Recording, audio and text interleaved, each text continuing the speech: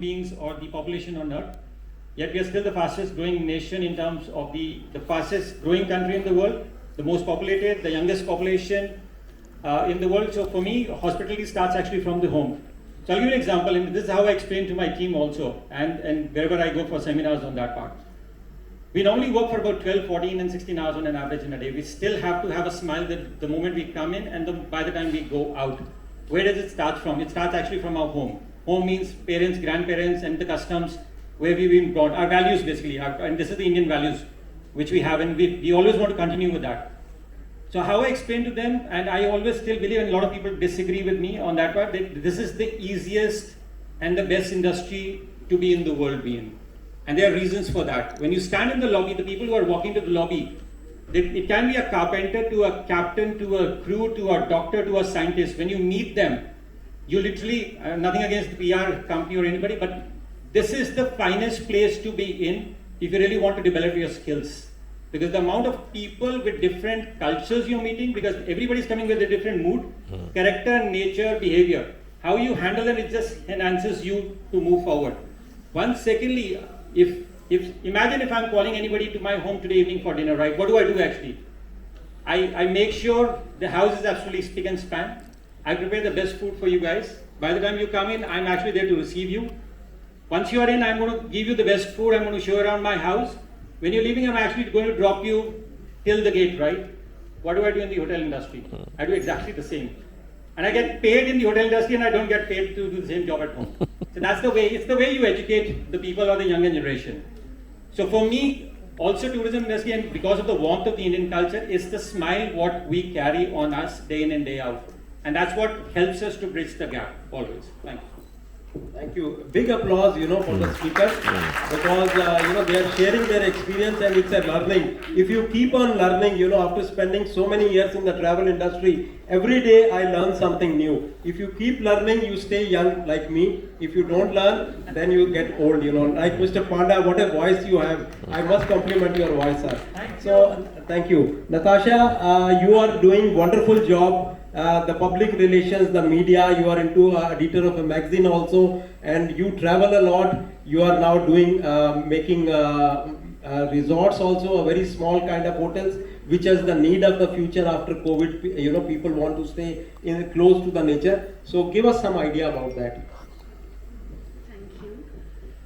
So for me, I have always believed that tourism is the best way to bring people together, and it gives you an unbiased window opening to understand the cultures, the history, language, food, daily habits of people from different places. So that is the best way, because when you see something in the news, you form an opinion, but that is based upon what the newsreader is telling you. For example, if I talk about my own hometown, Kashmir, for many years, a lot of my friends didn't go there thinking that certain type of things are happening there or people have a certain kind of an outlook.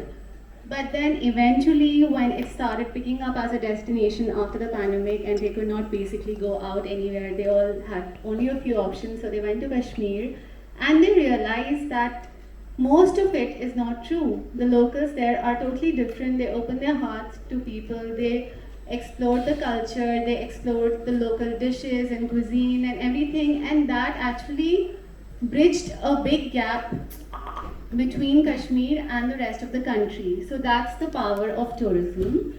And other than that, from my own experiences also, I have realized that, so if I'm sitting in New Delhi, I might not know much about, let's say, the people of Arunachal Pradesh. I might not know about what they like to eat, their language. So when I went there once to shoot a documentary, I was just walking on the road and there was this Apatani lady in the rice field. So Apatani is a tribe of people who live there, they're tribal people. And I just said hi to her and we wanted to film her. But she invited me to the field and she just gestured because I could not understand her language, she could not understand Hindi or English.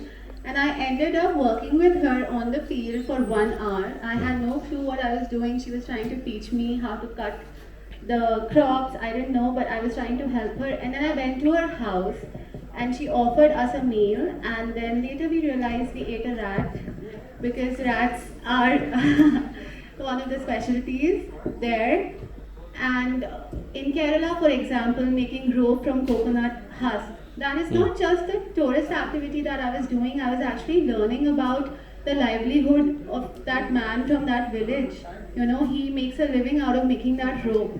So travel has a lot of scope. You can learn so much about the people of your own country, about the people of the world.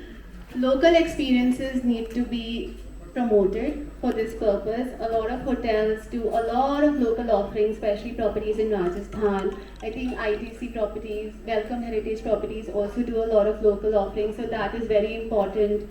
And then, as you said, providing jobs to the local community, that is again bridging a gap, understanding their needs. So travel definitely is a very big way of bridging this gap, and I feel there should be more focus on initiative like homestays, for example, where you can actually stay with the local and experience their life, and that is what we are also doing in Uttarakhand and in Kashmir. There are more of boutique homestays wherein you will experience local music, local food. You can actually teach the local children, you can cook with the local women. So there will be a lot of local element involved, and that is what helps to bridge this gap, according to me. Thank you, Abhinaji. I think you took the mic. You want to say something? You want to add something about what are your future plans and how you see? I only want to second what she said.